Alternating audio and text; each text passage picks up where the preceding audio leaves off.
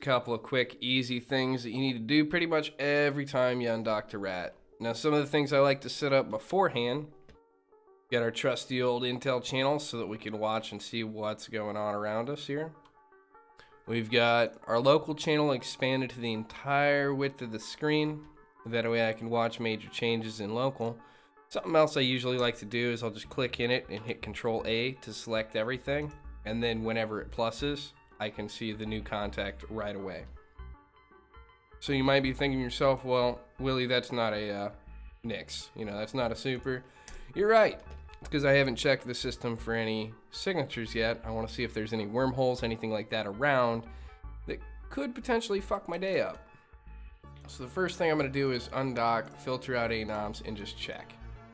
Now obviously there's nothing in system, but if there was, I'd be dropping probes trying to figure out what it is.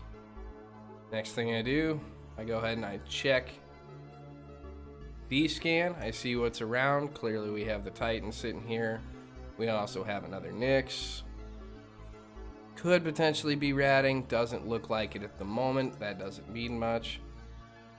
But you see what I mean about the automatic, you know, visual aid over here? So that is pretty nice. Now, just like you would a real aircraft in real life, we're going to be doing some pre-flight checklist routines here. There's a couple of things I always like to check before I bother to undock the Super. First and foremost, what fit am I running? So I am in my full combat fit with a passive tank. I have heavy water on me, liquid O on me, and plenty of fuel. So that's good. So first thing I'm probably going to do is pull off a couple of mods here. We don't need to rat with all this big stuff on. Definitely don't need a burst projector. This is all stuff we can refit to if we actually needed it. And what I'm going to do instead, take that off. I'm going to go ahead and just refit it real quick. And we are going to get ready for ratting.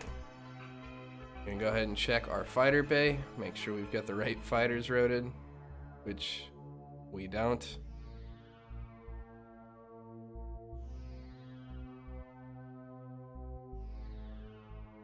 That's why we check these things. And we are going to make sure that we have all the proper refits we need. We do.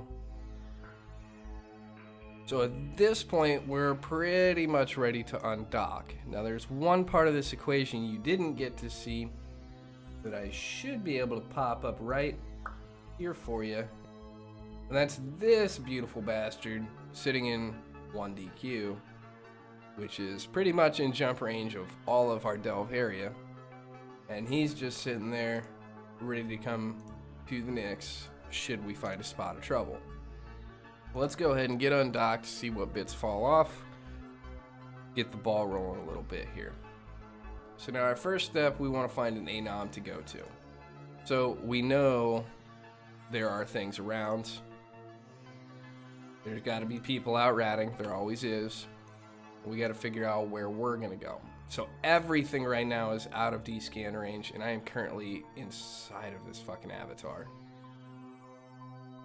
But what I'm going to do is I'm going to redock and then undock again and make sure I don't bump them.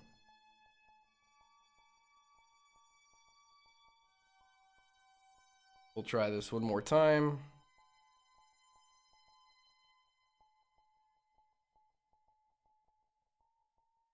Even if you're not going to bump out of range or anything, it still takes fucking forever to adjust yourself. So I'm just going to pick one of these at random. I'm going to go with the closest one. There's probably going to be somebody there, but we'll figure it out pretty quickly. We'll get this fat son of a bitch into warp. Alright, we're going to head this way. We'll set the D-scan and take a look when we get a little bit closer, preferably like in D-scan range.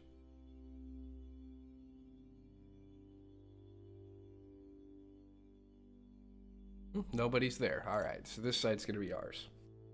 Then we're going to go ahead and start turning on some of the things.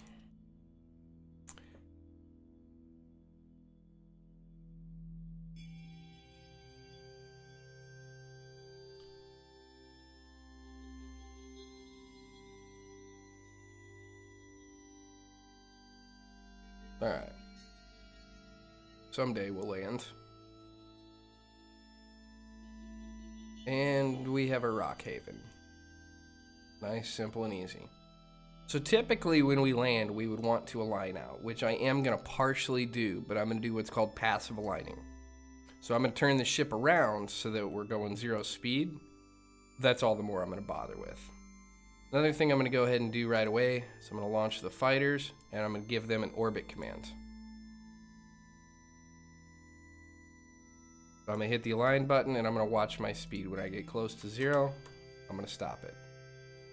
The reason I'm doing that is I want to show you guys a couple of other tactics you can utilize as well. Here we got the enemy wave coming in. Do this quick cycle, go through and start popping some of these battle cruisers.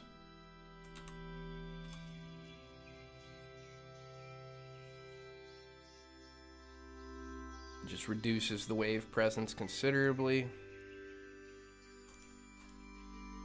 Get that going. Now, let's say we find out an enemy's here, right? An enemy's coming in. What I can do is I've got a few different options here. I've got my nester, and what I can do is come into here and hit launch ship from bay. Now that nester is sitting right next to me on screen. And then I can start pulling my refits and refit on the fly. Once I'm done with that, do my drones in orbit command, I can right click it, give it a scoop. Alright, so something else I've got is a couple of ships to pull cap boosters out of. Very useful to do. Give that another cycle.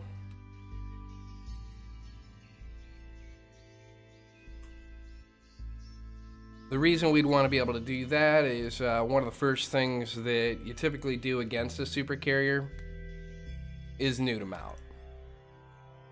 You really don't want to give them the opportunity to pretty much do anything. What's this guy doing? Other than not descanning.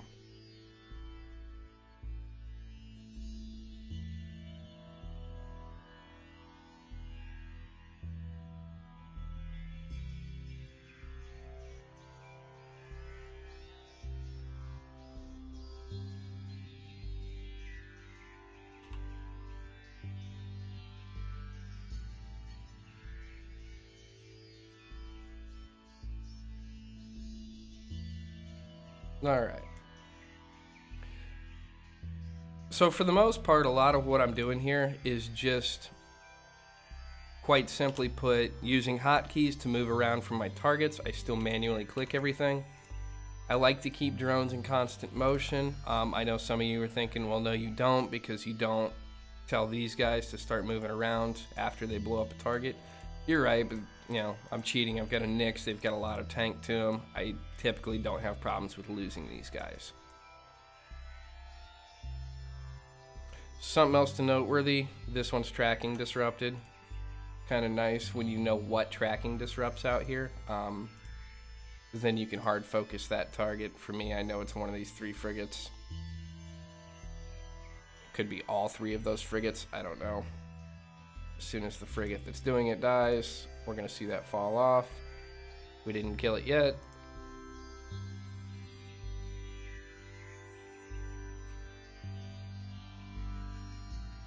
But now we're going to see this battleship melt. Go ahead and give them another orbit command. Get everything locked back up again.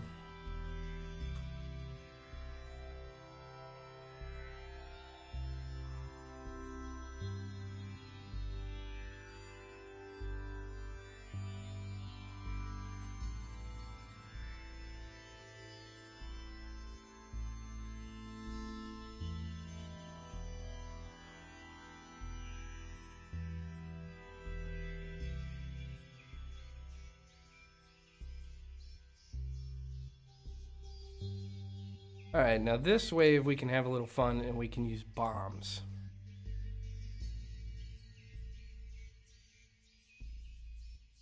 When they want to work right, which is a huge win.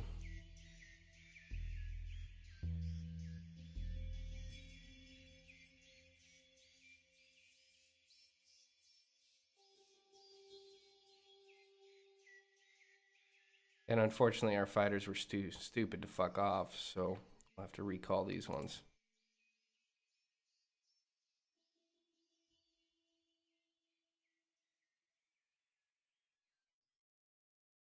But you notice our bombs were highly effective. We killed the entire battle cruiser group out of that.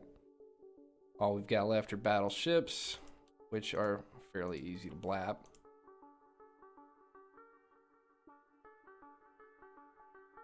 Get everything cycling here real fast.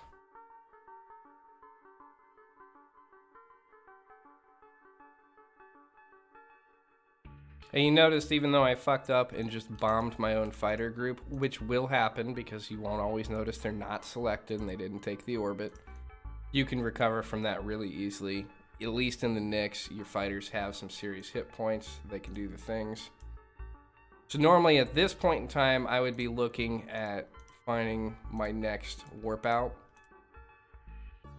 You know, looking for my next site.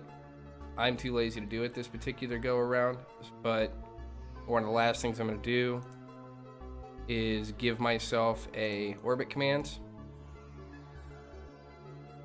to the drones, and I'm going to warp my happy ass somewhere else. Which is what we're going to do here. When I land at my new location, I'm going to wait until my ship exits warp, and I'm going to recall these fighters. Don't recall them in warp. Bad things happen to good people. They land forever far away and it takes forever to get them back, or you have to warp again to get them back.